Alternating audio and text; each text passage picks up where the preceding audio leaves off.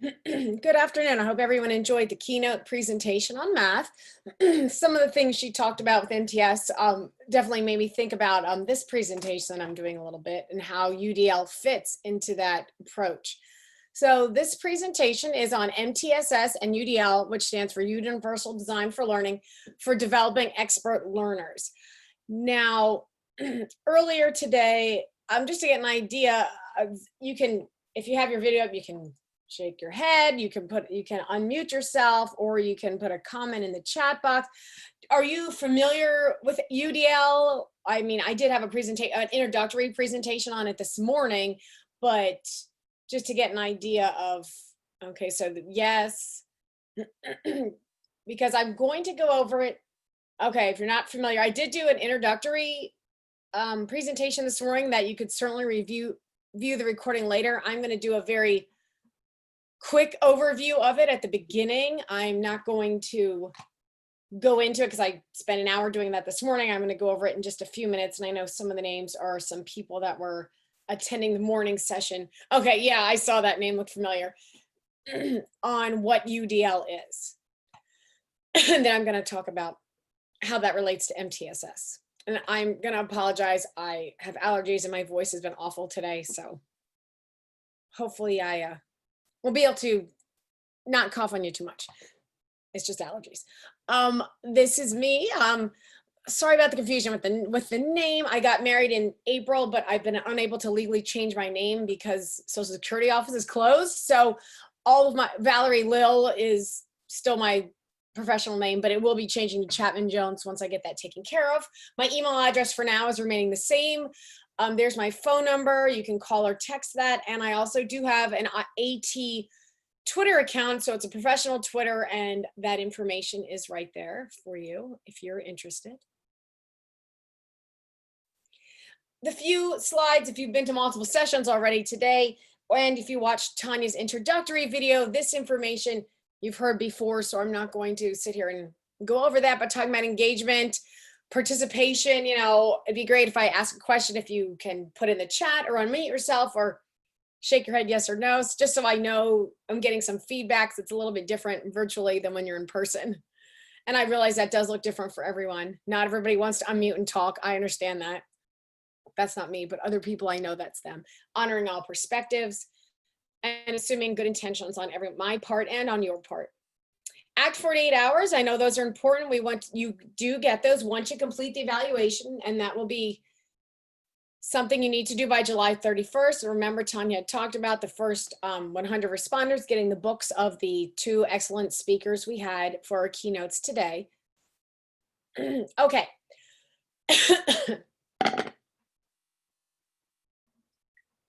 I understand about the loud children. Mine's actually downstairs and I have the door closed right now.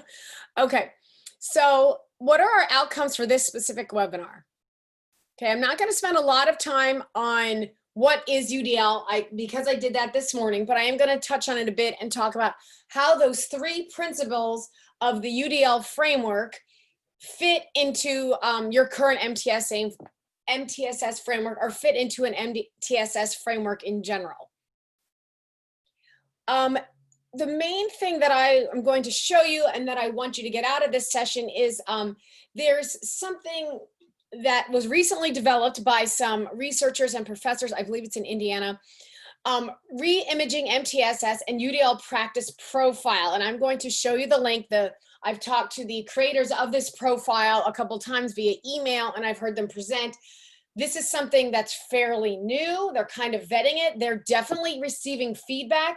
I'm going to share that tool for you. And it's something you can use to analyze your school's current MTSS framework and how are you doing in UDL practices with your current MTSS framework. And they are definitely receiving feedback and are looking for, any constructive criticism or suggestions on how they can improve that profile. So if you have any of that feedback, they're certainly looking for, after I do this presentation, they are looking for me to provide them with any feedback from you. So anything, when I share that to you again, I'll talk about that again, but your feedback would be appreciated on that since it is something new. Okay, this is a very general question, and if you care to answer it, you can. What is our goal of education? You can put something in the chat, or you can unmute, or you could not answer, and that's okay too.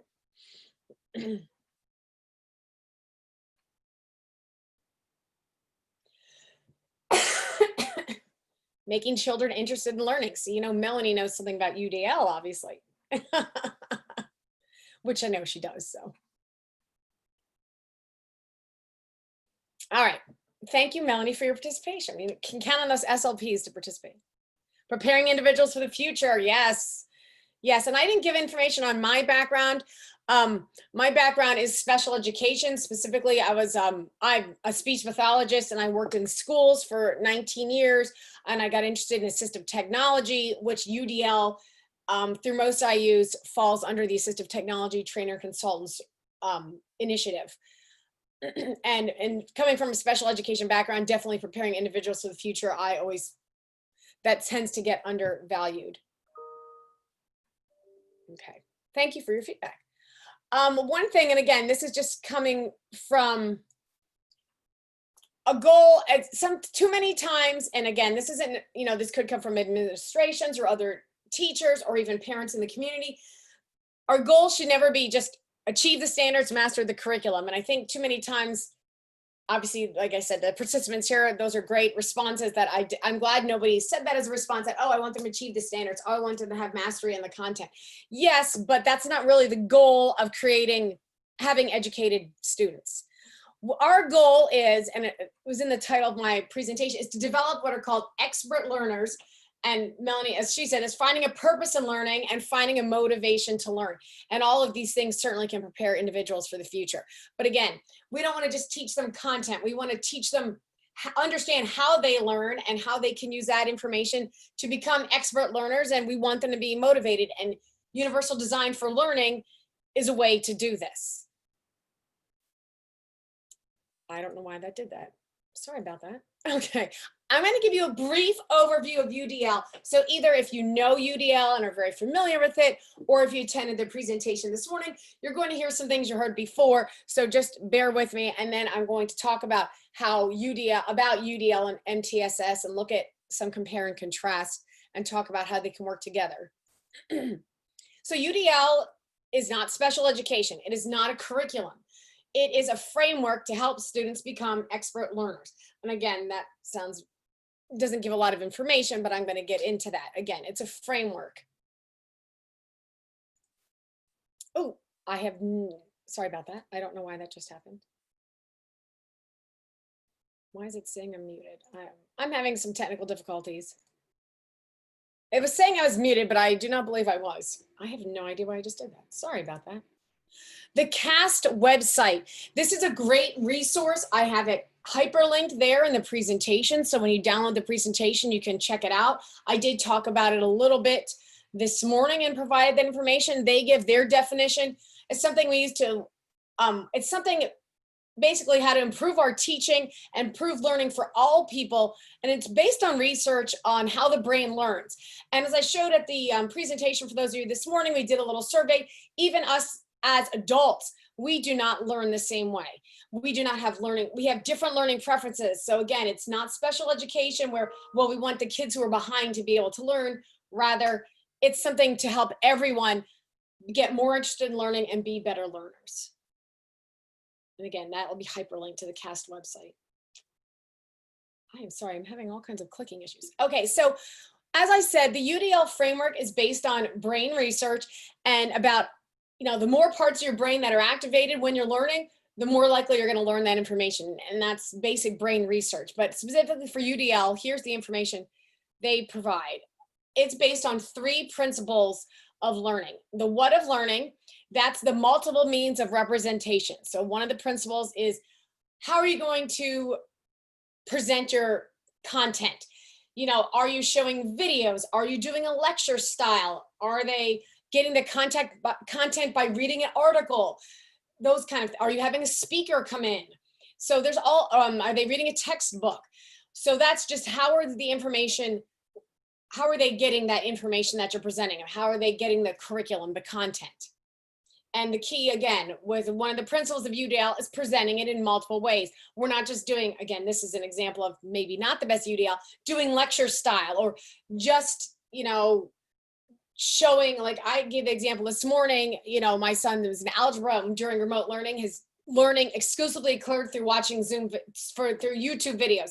There were no worksheets, recordings, it was all YouTube videos. He said, I can't learn this way. So again, thinking about our virtual learners, you have to present the information in more than one way, because maybe just listening to you, seeing you live on a Zoom is not going to be enough for them to learn the content. We need to think about different ways of presenting that. So that's the first principle. The next is the how of learning, and that activates the strategic networks of the brain there. And this has to do with multiple means of action expression. It's how do students show you what they know? How do they show you what they learn? Are they just taking a test? For example, I know a lot of districts will use things like common assessments. Common assessments are not, you know, UDL, because that's not showing the kid, giving the kids options of different ways to show what they know. So maybe the class is reading a book and they have a choice of, they want to make a video about the book. They want to pretend do an interview with someone from the book. They want to draw pictures about the book. They want to write a book report, giving them different choices to show how that they learn the information, because different students have different strengths and want to express how they learn the information in different ways. And then the last principle is the why of learning, and it has to do with, again, I always think this should be the first principle, but this is listed as the third one, is multiple means of engagement. You got to have the student, if you don't have engagement, if they're not motivated to learn, they're already lost. The other two principles don't matter as much. You have to figure out different ways to get your kids to be motivated to learn.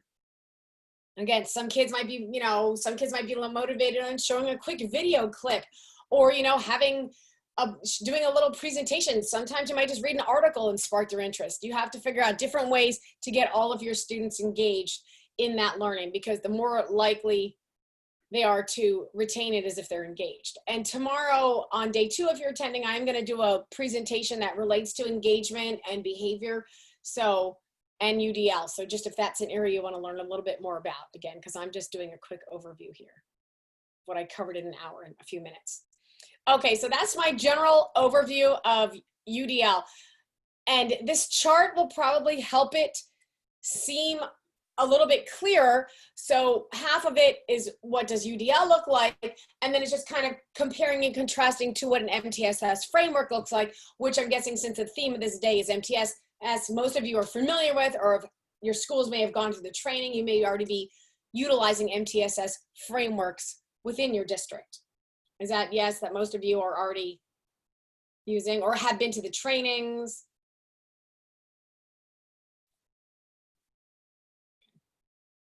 So I'm kind of, and again, the last speaker, she also talked about the MTSS framework and what that looks like. So that relates. So UDL, our Universal Design for Learning, is on the left and the MTSS is on the right. And again, I know you guys can all read, but I'm going to talk about each. So UDL is design, you design instruction based on your anticipated learner variability. This is before the kids even walk in the door. You know, whether you have students with IEPs or students without IEPs, or students with behavior problems or English language learners, or none of those, you're going to have learner variability. Even if you have a very, you know, homogeneous class of children of the same race and the same background with no IEPs, you are still going to have learner variability. And you need to design your instruction knowing that. MTSS is different because you're planning instructions, as the keynote speaker talked about over lunch, based on the results of those universal screeners and benchmark assessments. So you're planning your instruction based on how those students did. Were they in the 80%, or were they in that 20% that needs extra intervention? UDL, that doesn't matter. You're planning before those kids walk in the door, before you give an assessment, before you even present any content. In UDL, we're offering the multiple means of engagement, representation, action, expression. So all 3 principles, they're for all students. It's not just, okay, well, just the special ed kids can do this. No, this is for all students, how we're presenting the instruction. And in MTSS, again, as she spoke at lunch, the tiers of support are based on those results, or the screeners that we had, the universal screeners that were discussed, for example, in math, but that also applies for literacy. So we base it on that. It's just not give it to we give everybody what they need, where UDL gives everybody all the options. UDL is learner-centered. It's a big thing with UDL is choice and giving the students option. Students know what works for them. And I gave the example in the morning session, we did a little survey, and it was about if you had to read a book for a book club. Do you want the audiobook? Do you want the paperback textbook to, the actual physical book to read? Or do you want to read it on a device like a Kindle? We had responses for all three, letting students choose. So choosing, okay, you're in a book club, you can pick how you want to read it, you just have to read it somehow. Whereas MTSS is adult driven, those decisions, not learner driven. The teachers are going to match the students to the learning approach. Okay, you're in the 20%, you need to, and she talked about having the evidence-based instructional practices, the teacher is going to make those decisions. In UDL, you're focusing on fixing the curriculum and the environment and just the experiences. You're not changing the students, you're changing everything around them. Whereas at MTSS, you're working on, okay, doing those strategies to help those learners achieve, to help those learners, get into the 80% where they don't need that extra support. UDL, again, 100% of students learn differently. There are 7 people at this presentation right now. None of the 7 of us learn the same. That's just the way the brain works. MTSS, again, 80%, as our speaker said at lunchtime, 80% of students are going to succeed with just that tier 1 instruction alone. So even in that 80% that are just getting tier 1, 100% of those students are not going to learn in the same way. And that's just something to keep in mind. So when we look at these, you can see it might seem like, well, how is this going to fit together? Because they're a lot of these things look opposite of each other. Learner center, adult driven.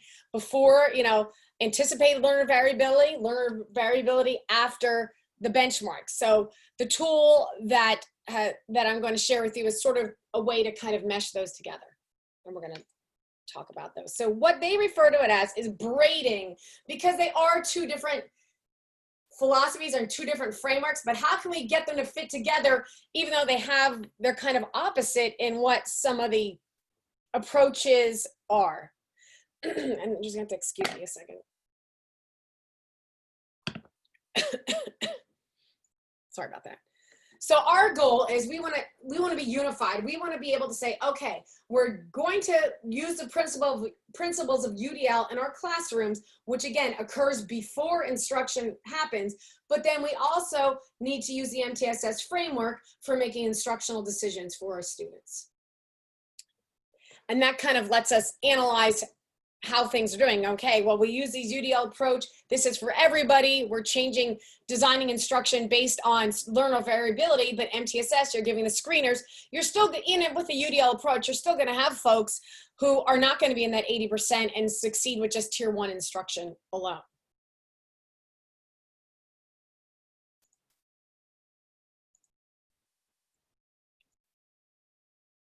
Okay, so this is what I wanted to introduce you to, and that I wanted to this is what we're going to spend the rest of the time discussing, and I'm going to give you a chance to download it and explore it and see how you think that could fit or work, how you could use that in your school. It's called Reimaging MTSS through UDL, a Practice Profile. That's the official name of what it is. Oh, sorry, that opening it, and I didn't want to do it that yet. That's where I clicked. There we go. So this is from the Indiana IEP Resource Center website. They specifically, I originally had the hyperlink to it directly in here. They did not want me to do that. They specifically said they want users to go to their website first and download it for themselves on their own computer. So I couldn't just put the hyperlink in there. So if you have the presentation open right now, great. Like they don't want me to just put the hyperlink here in the chat, which I could easily do. They want you to go on the website. They want you to link it for yourself. So if you don't have your presentation open, what I'm gonna do is I'll paste the link that I have in the presentation into the box to the chat box there, and hopefully that will take you there. And that way you can go on the website and download it for yourself right now, because again, I am not allowed to put the direct link in there. That is just something they specifically requested I do. So you're going to click on that link, and it's going to look like this. They have a little a little video, and a lot of that, some of the content I'm presenting to you came from that video. But right here, you'll see there's a tab for downloads. So that's what you're going to click on, and there you go. Here's where, if you just click on this, now, again, your computer may look a little different than mine. Mine is a Mac. If you're on PC, it may look different. But there's your practice profile. It is 14 pages long. And again, you might be on a different computer, but on a Mac, all I have to do is click on this, and it's going to, and I pick where I want it to save. You know, if I wanted to save it to my desktop, I haven't saved probably a couple times on here already. But that's what I would suggest you do now, is go to the hyperlink and download it and save it to your device. That way you can refer back to it during the presentation. And again, because they had asked me not to specifically just give you the download, I guess they just want people using their website as the portal for accessing that, because they do, obviously you can see this, they have other information on here.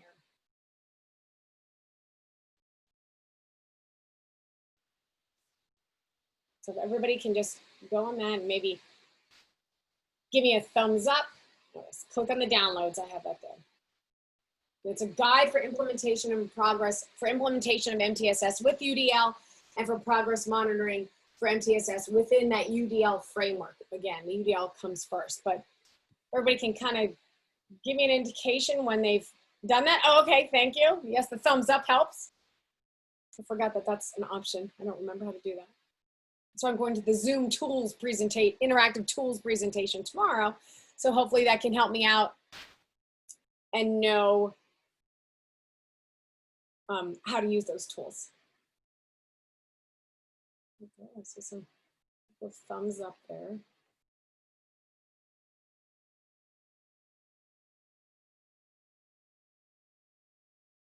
And I don't know if you have anything blocked or anything, but you should be, hopefully are able to download that to your computer without any difficulty. And save it somewhere where you can find it. Because that's sometimes the issue I have, is that I save it and then I don't know where it is later.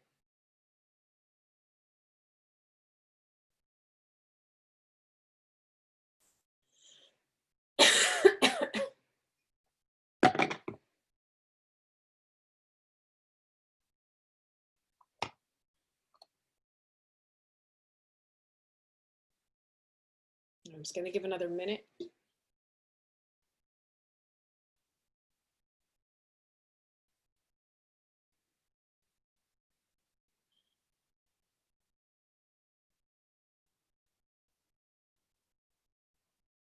And if this document is something that you're, you know, I don't know if any of you go to the same district or work at the same place, or if you're individual teams, and I'll ask about that again later. But if you want to share this information, say, you know what, this is a good tool. I think our MTSS team should look at using this tool.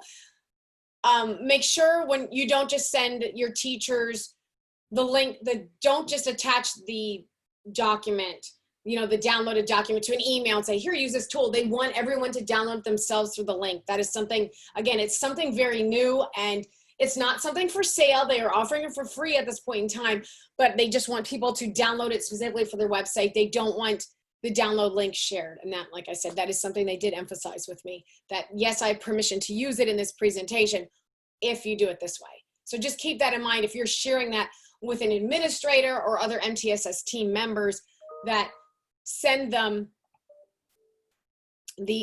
give them the hyperlink here that I have in the chat box, or it's, again, it's in the presentation, this blue underlined section here is hyperlinked where I just showed you, where I just had you go. But just make sure you do it that way. And this is the resource if you want to know who the researchers are. I have that information there, Nelson and McSheehan. And again, they're in Indianapolis. They're located in Indiana. And again, it does say IEP Resource Center. However, obviously that's just the agency who created this. Obviously, the MTSS and UDL is not something special ed specific. It just happens to be where they have it. Okay. So just a general overview, because the profile is 14 pages long, but then I will share it and we'll go through and look at each component, but we'll just talk about how it's set up. So again, you're looking at, okay, UDL, we need to have multiple means of representation, multiple means of action expression for when we're assessing kids. We need to, get buy-in from those kids. We want those kids to be interested. How are we doing with our MTSS framework? Are we doing any of these things? So how this is set, how the profile sets up, you're describing what practices are occurring. What are the key indicators? And again, I'm just going to go over this and then we'll look at it.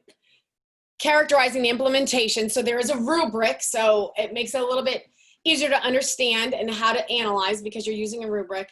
And they also wanted to provide measurable ways. Again, we progress monitor our kids, but they also want teams to have ways to kind of measure our progress. How are we doing with braiding our UDL and MTSS frameworks together? So again, that's what this rubric is designed for. And they wanted to make that clear. So that way you could see, okay, you do the rubric at the beginning of the year, here's what our score is. Do it, at the end of the year, oh, look how much we improved, because we need to progress monitor ourselves too. And again, I have that reference in there a few times in case you need to use that. Excuse me. There are 4 categories in the framework, in the profile. They're looking at your overall beliefs and principles. Standards and curriculum. Now, obviously the standards in Pennsylvania are going to be the same district to district, but the curriculum is not going to be the same. So no 2 districts are going to look the same when they answer those questions. Decisions with data. And again, as our keynote speaker had talked about, and that was a concern of a lot of people is, well, we have all this data. What do we do now? And I know she touched on that a little bit as that is a big area. So this is something to look at too in the UDL. Because framework. And then the last part they look at is equity and inclusion. So looking at our diverse students and looking at, students of different ability levels, students with IEPs, students who are English language learners, students from, different economic backgrounds. How are we addressing all of those within our framework? So that's the categories they offer. Like I said, and we'll go over it and then we'll go back to the profile. What they want you to, what the creators of the profile want you to do is when analyzing the profile, they want you to take a look at it. And this is some of the feedback they're kind of looking at. And they kind of want to know if this is clear, if you're not sure, because they want to change it and make it useful for school districts to use. So that's why they're offering it at this point. This is, it's not something they're charging and asking you to buy. They want you to use it and they want feedback because it's something they're just developing. Can you tell what the purposes of the components are just by looking at the profile? Does the profile consider learner variability? And obviously when we're looking at UDL, that's a huge, huge factor to consider because the principles of UDL all say 100% of learners learn differently. So they want to make sure they're addressing that appropriately. They also want to know, okay, UDL, they want to develop expert learners. That is our goal for our students coming in the doors is, yes, teach them the curriculum and the standards and master standards, but we want them to be developing expert learners. Are we doing that? And they also want you to be able to, again, learner variability, they have in their choice. Does it consider it? But they also want to be able to describe and expect it and address that systematic and learner variability. Because systematically, obviously, one district to another district is going to have a different MTSS framework. So they want you to look at the profile and consider these questions when analyzing your framework and, again, looking for ways to improve the tool. Again, there's the reference again.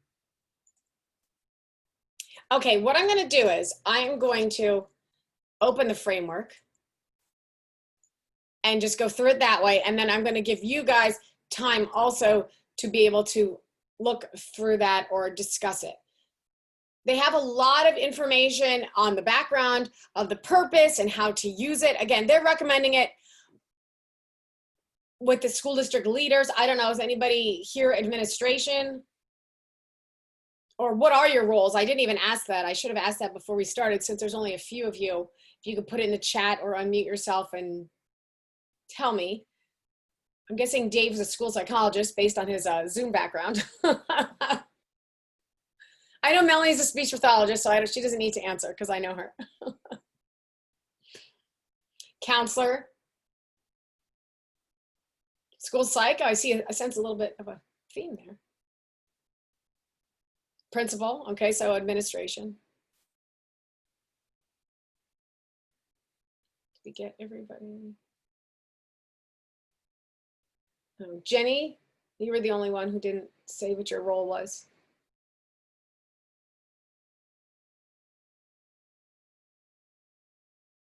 Oh, okay. Oh, okay. So, okay. So there's definitely a theme there. A lot of counselors, school psych, counselor, a couple of school psychs, and an elementary principal. Are you all on, are you on your school's MTSS team? You know, are you there when you have team meetings and analyzing the data? Okay, yes. I like that thumbs up. That makes it easy to tell, obviously, the administration, but your school's like sort of, kind of? Okay, that's, because I mean, I worked in schools, I know, as a speech pathologist, we did have a school psychologist sometimes sit on the meetings, just like I sometimes was, sometimes wasn't. So yeah, sort of, kind of, based on, sort of, kind of. I like that answer. Right, because you're traveling, and I know school psychs are not, they're not out of district every day, all day, so they can't possibly. What about when I was involved in any MTSS team decisions? Typically, the school counselors were pretty involved in those, and I don't know. Shelley, you're a school counselor. Are you involved on your MTSS team? Are any of you from the same district? Or are you all from different districts? I don't know. Oh, okay. Yes, you are. Okay.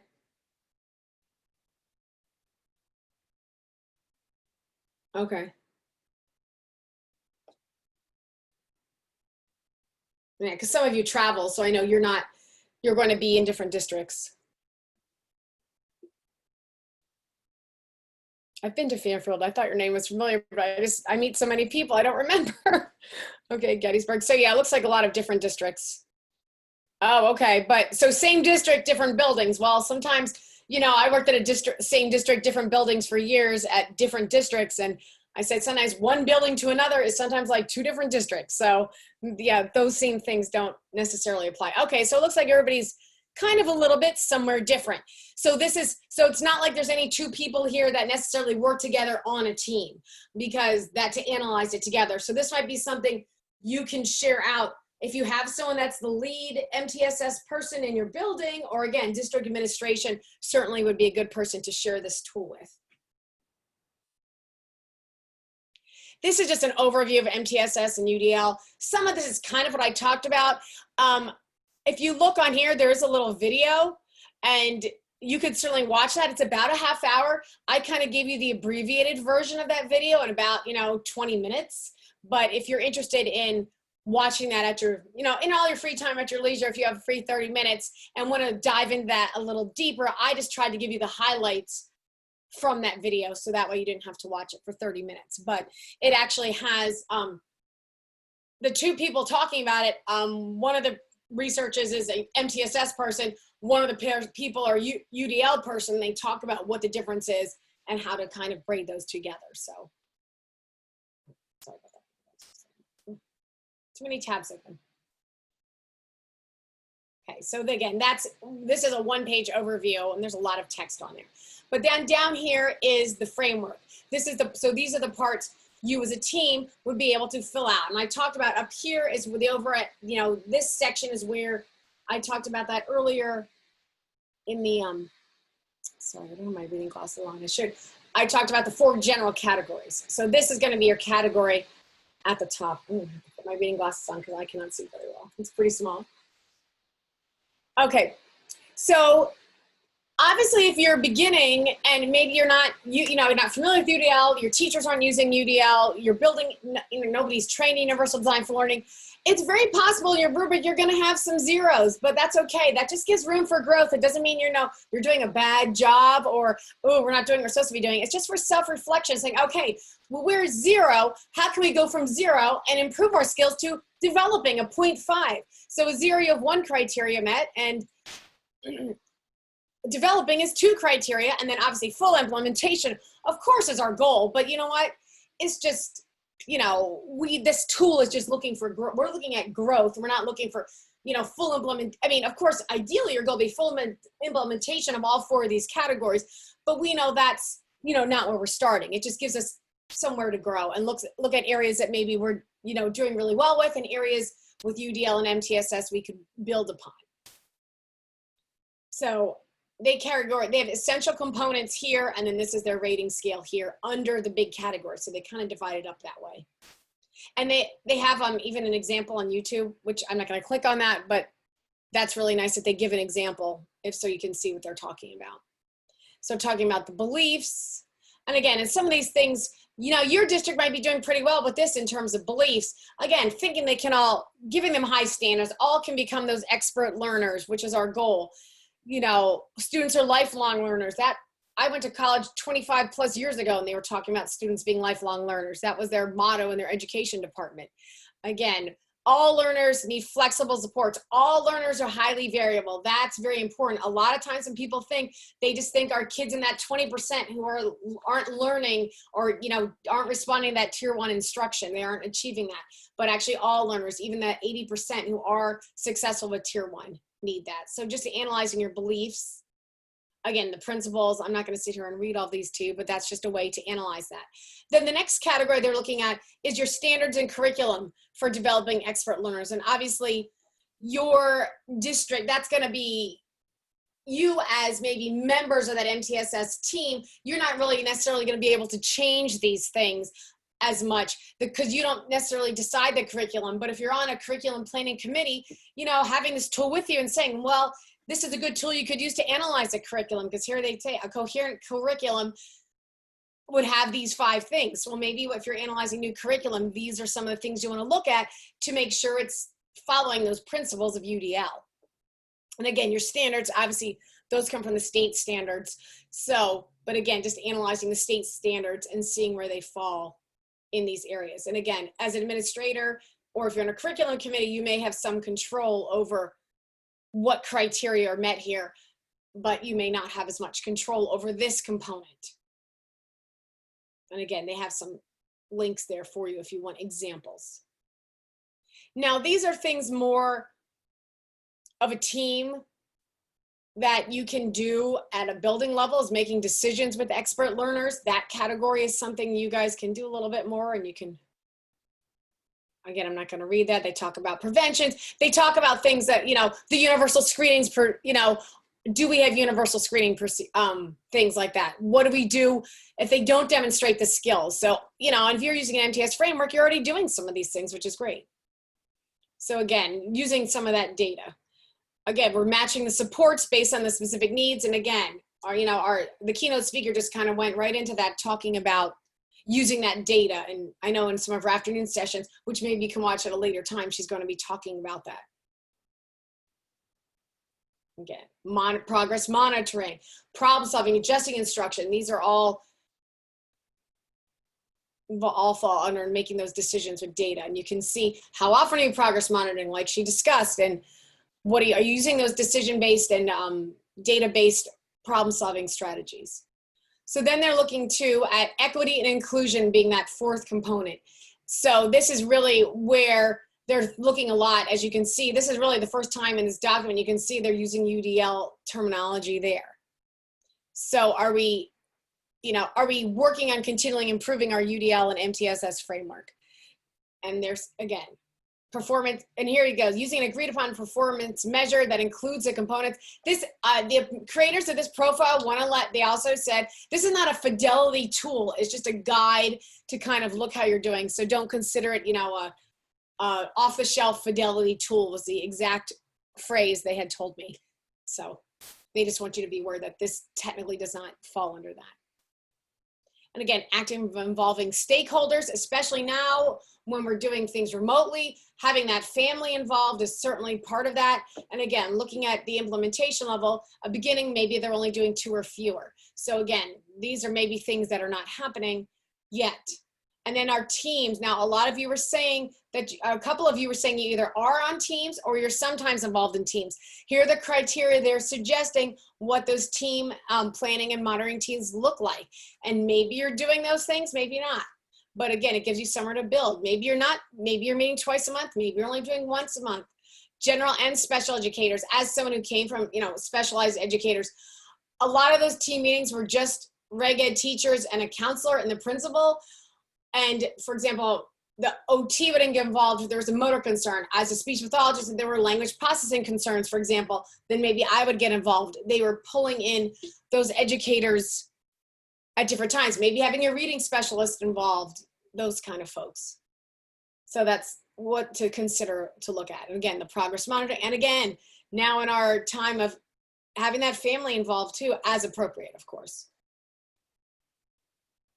And then about implementation with UDL and MTSS also, again, they want you to design instruction to include all those marginalized learners. It's not just, yes, they list them there. Okay, your kids with IEPs, your ELLs, and Title I, and you're gifted and talented, but UDL is for all those 100% of students, not just the typically historically marginalized populations.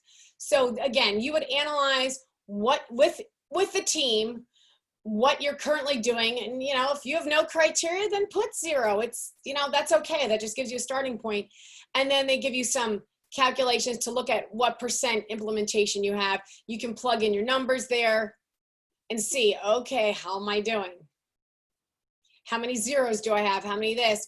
And if you get things rated 0, which, as a beginning implementer, that's certainly the case, you're going to times it by 0. So your implementation status for that skill is going to be 0. So we certainly want, obviously your goal is 100%, but this tool is just to kind of get you there. Here's some information at the very bottom of the tool then about the creators of the tool, if you're interested in their background. And again, Ms. Nelson she's the UDL person, and Mr. McSheehan, he's the MTSS expert who are on this. And it does talk a little about the Indiana Resource Center. So again, the bulk of the tool is the rubric. Okay, back to the slides. I did not go to the right slide. Sorry about that, I already did this. Okay. So I showed you what the profile looked like. I kind of gave you some background on that. So again, I had you download it already. I did just review it with you, but this is, again, I didn't know if I was going to have teams or groups from the same school, but in reflection, obviously I would think teams would be attending different presentations and sharing at a later time. So it's likely what's happening.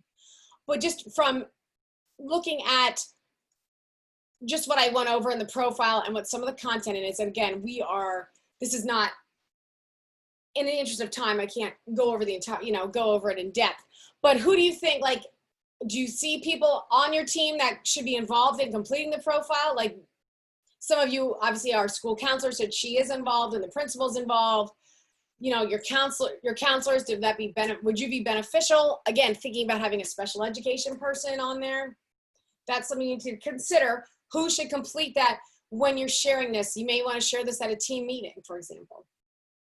And if you're doing it virtually, again, just have them go through that website to click on it and download it. Think about how could your team use this practice profile? And again, I talked about that. You probably might have a lot of zeros because maybe your staff isn't trained in UDL. Maybe they don't know much about it at all, but they are using some of the MTSS things, so you can look for areas to improve. And again, as I just said, I got ahead of myself there. Again, that's the purpose of the practice profile. It's not to say, oh, we're doing this wrong. It's how can we do this better? What are we doing really well with? What are some areas in our MTS, using the UDL framework and using the MTSS framework that we could improve. Excuse me. Okay, I don't know. Let's see if I can find, well, I don't know if anybody has any thoughts about that profile. That's all the information I was going to show you about it, or any comments or questions. And again, if you want to learn more about UDL, I'm going to just toss these out here. I did do a quickie intro this morning that was about an hour long. However, there are some dates coming up in the 2021 school year where Lori Hersick, if any of you know her, she's our Inclusive Practices TAC, and I will be offering a full day UDL training. The first one, I believe, is September 29th. I know I'm old school and I have a paper calendar. I'm going to just double check. Yes, the first one is Tuesday, September 29th.